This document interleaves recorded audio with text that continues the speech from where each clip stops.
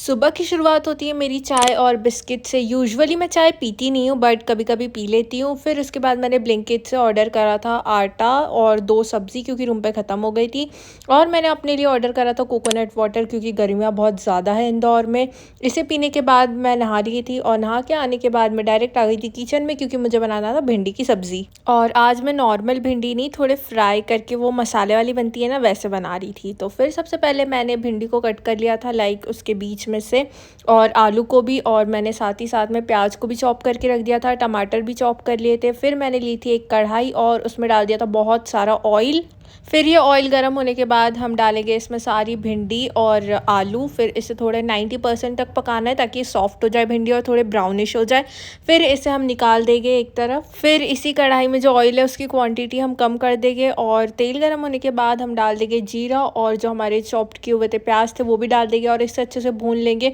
और यहाँ मेरे प्याज जल गए थे क्योंकि मेरी अम्मी का आ गया था फ़ोन और उनसे बात करते करते पता नहीं कब जल गए। फिर मैंने डाल दिए थे इसमें टमाटर, और फिर टमाटर को भी हम अच्छे से फ्राई कर लेंगे और जितने भी पाउडर मसाले होते हैं वो एक एक करके डालेंगे। इसके बाद मैंने इसमें डाला है धनिया पाउडर, मिर्ची पाउडर, हल्दी और नमक, और एवरेस्ट का सब्ज़ी मसाला आप आपके अकॉर्डिंग डाल लेना। मैं तो मेरे मन से डालती हूँ क्योंकि मसालों का ना मुझे ज़्यादा समझ नहीं आता कितना डालना है। ये सब डालने के बाद हम फिर से कर देंगे इसको थोड़ा सा मिक्स ताकि ये मसाले भी हो जाए, और फिर डालेंगे हम हमारी भिंडी और आलू और थोड़ी देर फ्राई होने देंगे।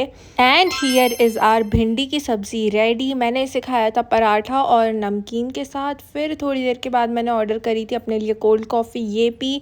इसके पीने के बाद मैं शाम को चली गई थी खजराना मंदिर। और ये ना एकदम सडन प्लान था, हम लोग घूम रहे थे, दीदी कहती चल मंदिर से आते, तो मैंने कहा चलो, इसमें क्या पूछने की बात है। और फिर हम आ गए थे मंदिर।